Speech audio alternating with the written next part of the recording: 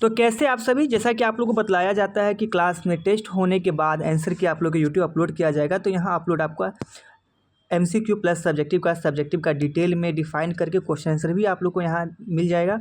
और सारा बच्चा को जो होमवर्क मिला था कि जो टेस्ट हुआ है उस टेस्ट का सारा का क्वेश्चन सोल्यूशन करके कॉपी में नोट डाउन करके चेक किया जाएगा। जो टेस्ट में मार्किंग हुआ तो हुआ ही, और जो बच्चा का क्वेश्चन नहीं बना वो बच्चा यहाँ से अपना आंसर मैच कर लीजिए और यहाँ से आप लोग सब्जेक्टिव का आंसर लिख लीजिए। तो चलिए हम देखना स्टार्ट करते। मेरा ये बायोलॉजी का फर्स्ट चैप्टर था, न्यूट्रिशन चैप्टर। जैसा कि आप सभी बच्चे जानते हैं, चैप्टर कंप्लीट होने के बाद क्लास में टेस्ट आयोजित किया जाता है ताकि बच्चा सारा जो भी पढ़ाया गया है चैप्टर उसको अच्छा से रिवीजन कर ले और टेस्ट में अपना प्रदर्शन करे। तो चलिए हम बात करते हैं। हमारा जो फर्स्ट क्वेश्चन था आपके टेस्ट का एमसीक्यू सेक्शन से कि प्रकाश संश्लेषण के लिए आवश्यक गैस है। तो प्रकाश संश्लेषण के लिए आवश्यक गैस कौन सा है? तो देखिए यहाँ पे ऑक्सीजन भी नहीं होगा। ऑक्सीजन हम लोग के लिए, मनुष्य के लिए। नाइट्रोजन भी नहीं होगा, हाइड्रोजन भी नहीं होगा। तो इसका राइट आंसर होगा carbon dioxide is the right answer, यानी कि फर्स्ट का बी आंसर राइट होगा। सेकेंड क्वेश्चन है आप लोग के लिए कि पौधों की पत्तियों में हरा रंग किसके कारण होता है? तो पौधों की पत्तियों का जो हरा रंग होता है वो किसके कारण होता है? तो वो हरा रंग किसके कारण होता है? बच्चा बच्चा जानता है किसके कारण होता है। हीमोग्लोबिन कारण। यार हीमोग्लोबिन हम लोग के अंदर ब्लड में पाया जाता है। जाइलम के कारण नहीं यार, ये जाइलम किसके लिए? जाइलम जौ से जल, ये पानी का परिवहन करता है। कैरोटीन भी नहीं होगा। तो इसका राइट आंसर होगा ना, क्लोरोफिल के कारण पत्तियों का रंग हरा होता है। आप बतला सकते हैं इसका राइट आंसर क्या होगा? Option A is the right answer. Question number third देखते हैं। मेरा क्वेश्चन नंबर थर्ड क्या है? क्वेश्चन मेरा थर्ड है कि पौधों में भोजन बनाने का मुख्य स्थान क्या है? पौधों में भोजन बनाने का मुख्य स्थान क्या है? आप लोग देखिए क्या टिक किए हैं, और जो बच्चा न्यू देख रहे हैं वो बच्चे कमेंट कर सकते हैं कि इसका राइट आंसर क्या होगा। तो पौधों में भोजन बनाने का मुख्य स्थान है तो वो आपका पत्ती है। क्या होगा?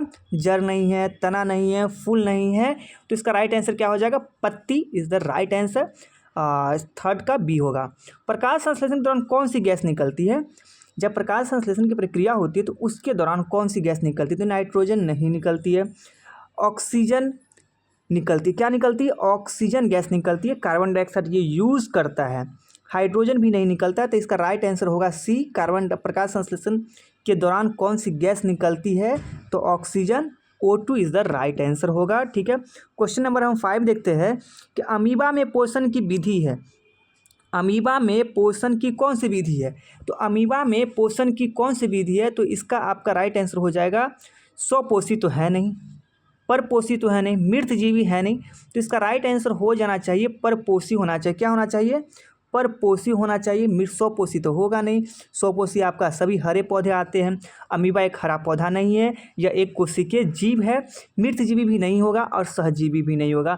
सहजीवी का मतलब होता है एक को लाभ और दूसरे को हानि। मृतजीवी स्वपोषी सारा समझाए हुए। आगे सब्जेक्टिव में इसका आंसर होगा तो आप लोग वहाँ से इसका आंसर कर सकते हैं, वो आ जाएगा डिफाइन, वहाँ समझ लेंगे सब्जेक्टिव में।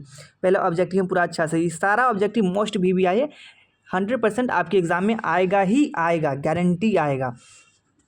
अमीबा भोजन को पकड़ने के लिए किसका प्रयोग करता है? अमीबा भोजन को पकड़ने के लिए किसका उपयोग करता है? सिलिया का, कुटपाद का, फ्लैजिला का या रोम का?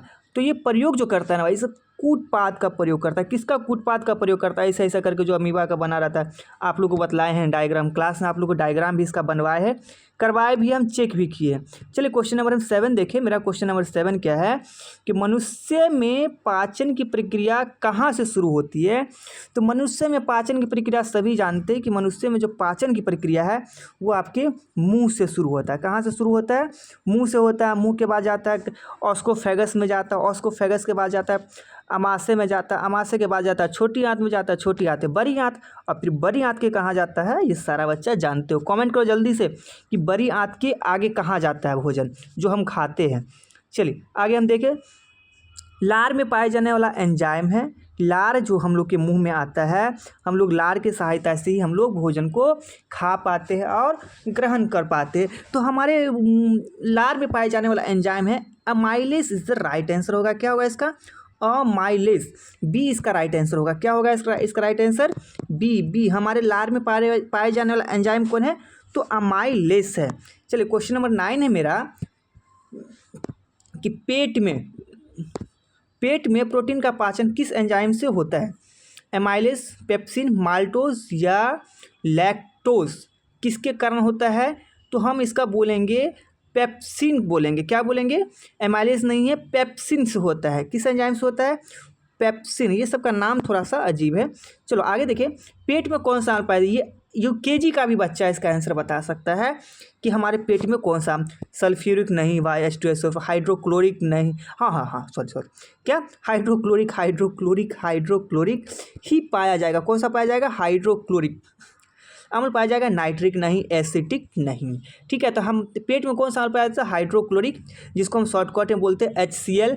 इसका पीएच, ये सबसे उच्च कोटि का इसका पीएच होता है, एसिड होता है इसमें। तो इसका पीएच अगर पूछे कि हाइड्रोक्लोरिक का पीएच क्या होता है, तो हाइड्रोक्लोरिक का पीएच 1 होता है। चलिए क्वेश्चन नंबर हम 11 देखें कि 11 मेरा क्वेश्चन है कि पित्तरस कहाँ बनता है? पेट में बनता है, यकृत में बनता है, अग्नाशय में बनता है या आंत में बनता है? तो बच्चों आप लोग पढ़ाए होंगे कि पित्तरस जो हमारा है ये यकृत में बनता है। कहाँ बनता है? यकृत में बनता है पित्तरस, यानी B is the right answer. पित्तरस का मुख्य कार्य क्या है? पित्तरस का मुख्य कारण क्या है?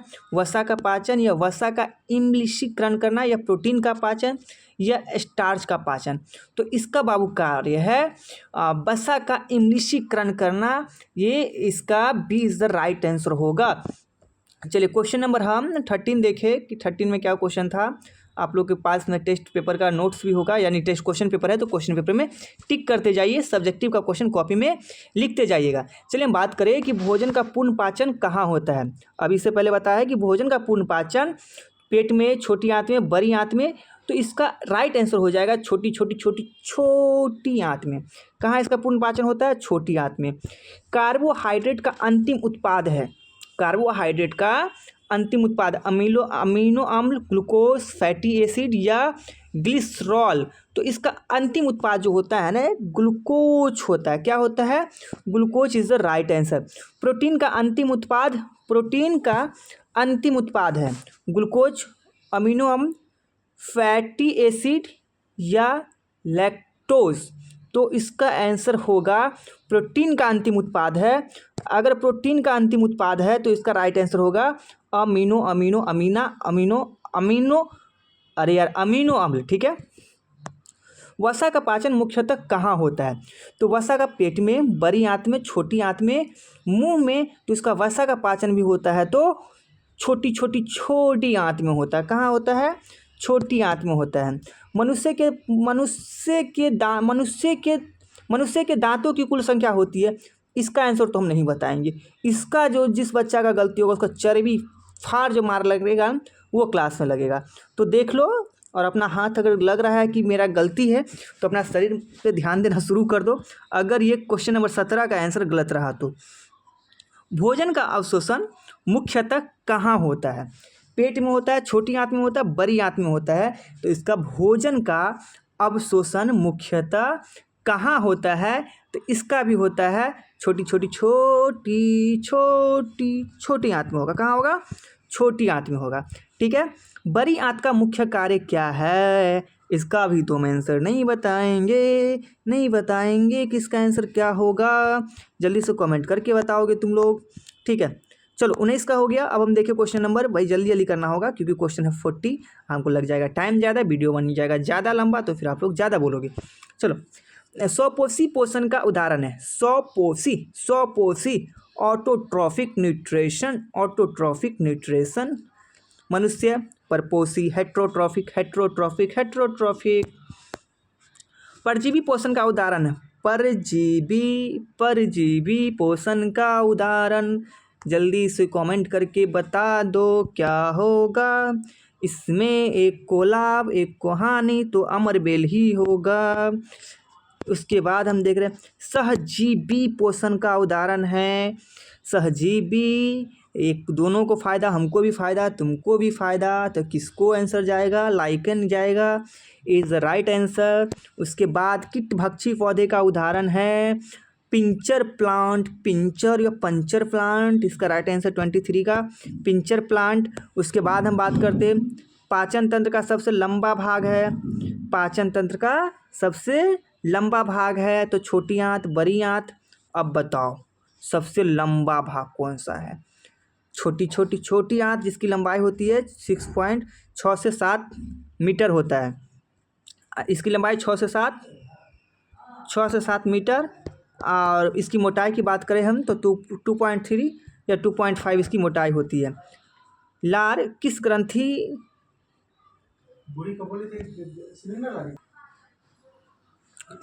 तो लार किस ग्रंथि से बनती है? उसका लार किस ग्रंथि से बनती है? लार भाई साहब, अगर इस सब क्वेश्चन का कोई बच्चा गलती आंसर किया होगा ना तो उसका कसम से कह रहे हम छोड़ेंगे नहीं, गंदे तरीके से बैंड बजाएंगे। तो लार किस ग्रंथि से निकलेगा? इसका सिंपली आंसर होगा लार ग्रंथि से निकलेगा। इसमें भी इतना सोचने वाली बात है। अब दूसरा क्वेश्चन आपका कि अग्नाशय से कौन सा रस निकलता है? अग्नाशय से कौन सा रस निकलता है? तो देखो, तो इतना आसान क्वेश्चन में ही आंसर है। अग्नाशय से आपका अग्नाशय रस ही न निकलेगा। 26 का सी इज द राइट आंसर होगा आपका। उसके बाद है 27, भोजन को निगलने की प्रक्रिया को कहते हैं। भोजन को निगलने की प्रक्रिया को कहते हैं पाचन, निगलन। इसमें आंसर बैठा हुआ है, इसमें भी इसका आंसर बैठा हुआ है, कोई है ही नहीं लफड़ा। पाचन की प्रक्रिया का अंतिम चरण क्या है? तो बच्चा जानता, आरी बारी बच्चा बता देगा कि क्या होगा। पाचन, निगलन, ये तो क्या होगा इसका? सब गलत है। तो इसका उत्सर्जन, अंतिम चरण क्या होता है? उत्सर्जन, शरीर से बाहर निकाल देना, बात खत्म कर देना। उसके बाद क्वेश्चन नंबर 28 है, और 29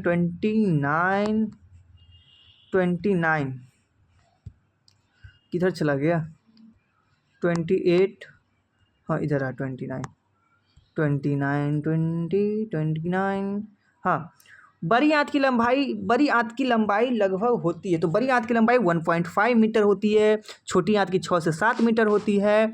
ठीक है, बड़ी आंत, देखो कहने के लिए बड़ी आंत है ना, इसकी चौड़ाई ज़्यादा, इसकी जो वो मोटापा होता है ना वो ज़्यादा होता है, लेकिन असल में ये छोटा होता है। बड़ी आंत छोटी होती है, बड़ी आंत छोटी होती है, और छोटी आंत असल में बड़ी होती है। ठीक है ना। चलो, जैसे कि अब है जुगाली करने वाला पशु क्या है? यार क्या आंसर है, लोग बच्चा बताएगा। गाय है भाई साहब, जुगाली करने वाला पशु। ऑप्शन 30 का इज द राइट आंसर होगा। उसके बाद एक तुम्हारा कि प्रकाश संश्लेषण के लिए आवश्यक है। प्रकाश संश्लेषण के लिए आवश्यक है सूर्य का प्रकाश, क्लोरोफिल, जल, उपरोक्त सभी। तो इसका भी आंसर आरी बारी का बच्चा देगा। इस सब पे डिफाइन हम नहीं करेंगे, बिल्कुल कुछ बोलना नहीं पसंद करेंगे। अमीबा में पाचन कहाँ होता है? नाभिक में, कोशिका झिल्ली में, साइटोप्लाज्म। तो खाद्य रिक्तिका में होता है। 32 का आंसर होगा B is the right answer. खाद्य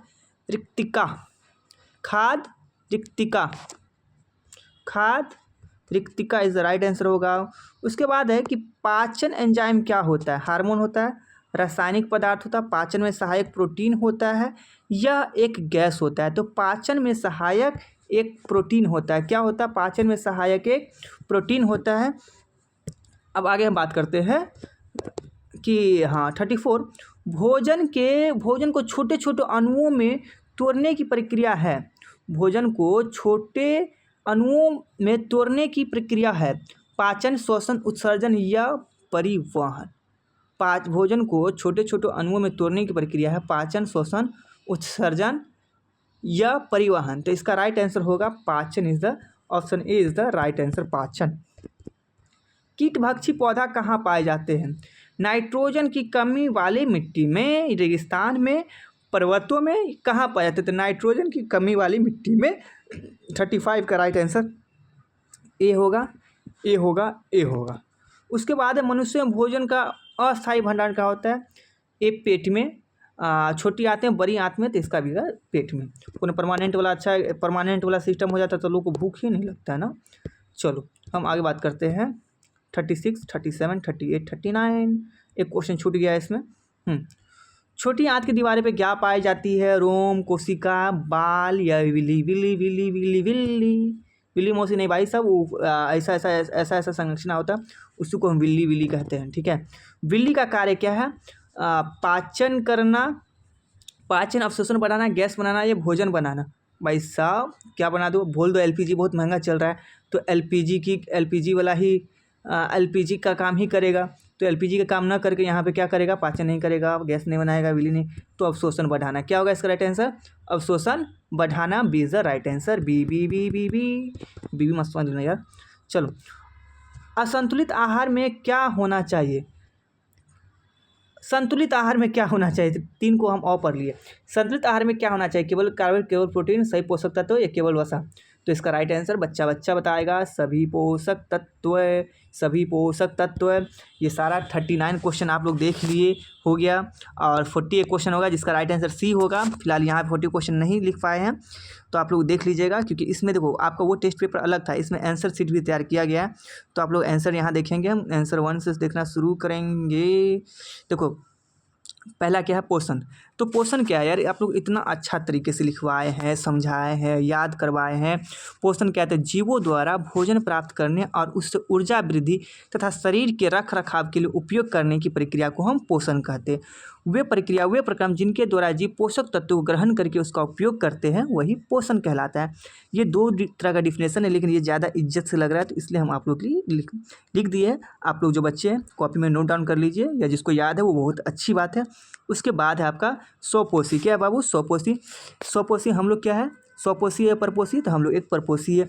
तो जब जीव स्वयं अपना भोजन बनाते हैं तो उसे हम स्वपोषी कहते हैं। उदाहरण के लिए हरे पौधे, सभी हरे पौधे क्या आपका एक स्वपोषी के अंदर आते हैं। उसके बाद है कि परपोषण क्या कहते हैं, हम लोग क्या है, परपोषण है। जब जीव अपना भोजन स्वयं नहीं बना सकते और दूसरे जीव पर निर्भर रहते तो उसे परपोषी कहते हैं। जैसे मनुष्य, पशु, हम लोग हेट्रोट्रॉफिक हैं। प्रकाश संश्लेषण वह प्रक्रिया जिसमें, वह प्रकाश संश्लेषण क्या है, वह प्रक्रिया जिसमें हरे पौधे सूर्य के प्रकाश, कार्बन डाइऑक्साइड और जल की सहायता से भोजन बनाते हैं, प्रकाश संश्लेषण प्रक्रिया कहलाती है। इससे शॉर्ट आंसर क्या हो सकता है, क्लोरोफिल क्या है, तो पौधों की पत्तियों में पाए जाने वाला हरा रंग द्रव्य क्लोरोफिल कहलाता है, जो प्रकाश संश्लेषण में सहायक होता है। अमीबा में पोषण की प्रक्रिया को लिखिए। तो अमीबा उत्पाद की सहायता से भोजन को घेर लेते हैं, फिर भोजन खाद्य रिक्तता में पचता और अपशिष्ट बाहर निकाल देते हैं। जो बच्चा नहीं लिखे उसको जल्दी से लिखिए और याद कीजिए, या स्क्रीनशॉट लीजिए, जो करना है करिए। मनुष्य के पाचन तंत्र का मुख्य भाग लिखिए। मुंह, ग्रसनी, पे छोटे बड़े, डिंग डिंग डिंग डिंग डिंग। इतना आसान क्वेश्चन सब दिए थे, फिर तुम लोग लफड़ा कर रहे थे। लार क्या है, तो लार भोजन को नरम बनाती है और उसमें उपस्थित एंजाइम एमाइलेज स्टार्च को शर्करा में बदलना शुरू कर देती है। ए भाई साहब कहाँ भाग गया।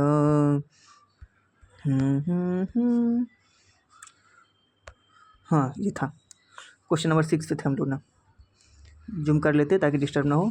ठीक, ये भी लार क्या है, तो लार भोजन को नरम बनाते हैं और उसमें उपस्थित एंजाइम एमाइलेज स्टार्च को शर्करा में बदलना शुरू करता है। अब लिखेंगे हम पेट का कार्य लिखिए। तो पेट में भोजन का अस्थायी भंडारण होता है तथा यहाँ पेप्सिन एंजाइम और HCl की सहायता से प्रोटीन का पाचन होता है।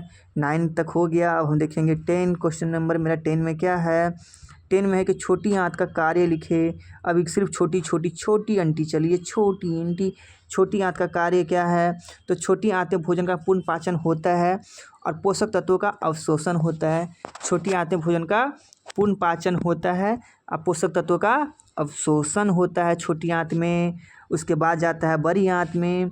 बड़ी आंत का कार्य, बड़ी आंतें भोजन से जल और लवण का अवशोषण होता है और शेष पदार्थ मल के रूप में बाहर निकाल दिया जाता है। पित्तरस क्या है, यकृत द्वारा बनाया गया पाचक रस पित्तरस कहलाता है, जो वसा को छोटे छोटे कणों में तोड़ने में मदद करता है। यही छोटे छोटे कणों तोड़ने क्रिया के इम्लिशीकरण कहते हैं।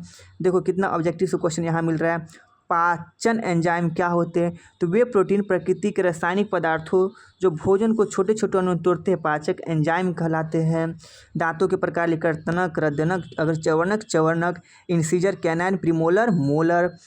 14 पे हम आ गए, इतना जल्दी पढ़ गए। परजीवी पोषण क्या है, जब कोई जीव दूसरे जीव के शरीर से भोजन प्राप्त करता है, उसे हानि पहुंचाता है, उसे परजीवी कहते हैं। जैसे कि आपके माथा में ढेर सारा जो बैठा हुआ जू है, वो परजीवी पोषण का नंबर 1 एग्जाम्पल है। जैसे अमरबेल, लेकिन हम यहाँ लिखेंगे आपका खोपड़ी वाला जू। सहजीवी जिसमें एक दूसरे को फ़ायदा हो, जब दो जीव साथ रहकर एक दूसरे को लाभ पहुंचाते हैं तो इसे सहजीवी पोषण कहते हैं। उदाहरण के लिए लाइकेन, कीटभक्षी पौधे, वे पौधे कीड़ों पकड़कर उनसे पोषण प्राप्त करते हैं, कीटभक्षी पौधे कहलाते हैं। पिंचर प्लांट ऑब्जेक्टिव में था यहाँ से क्वेश्चन। जुगाली करने वाले पशु क्या है, वे पशु जो भोजन को दोबारा मुंह में लाकर चबाते हैं, जुगाली करने वाले पशु कहलाते हैं। उदाहरण के लिए गाय, भैंस, हमेशा देखिए ये लोग खा लेगा और बाद में पचाएगा। संतुलित आहार क्या है, ऐसा आहार जिनमें शरीर के लिए आवश्यक सभी पोषक तत्व उचित मात्रा में हो, संतुलित आहार कहलाता है। पाचन और अवशोषण में अंतर लिखिए। पाचन भोजन को स्थूल पदार्थों में तोड़ने की प्रक्रिया है। पाचन और अवशोषण में अंतर लिखिए। पाचन भोजन को स्थूल पदार्थ में तोड़ने की प्रक्रिया है। अवशोषण पचे हुए भोजन का रक्त में प्रवेश करना हो गया। भोजन को स्थूल अवशोषण पचे हुए भोजन रक्त में प्रवेश करना। आई होप आप सभी को अच्छे से समझ में आ गया होगा। ठीक है, अगर आप कोई न्यू स्टूडेंट देख रहे हैं तो इस चैनल को फॉलो कर लीजिए, ताकि अपने टेस्ट या और जो बच्चा फ्रेशर इसको देखिए और अपना अपना यानी कि टैलेंट देखिए कि आप लोग का कितना सही है, कैसा तैयारी चल रहा है। या तो आप लोग आ सकते हैं। अपना कोचिंग का एड्रेस क्या है, धर्मपुर। ठीक है, Dharampur front of union bank. Thanks for watching.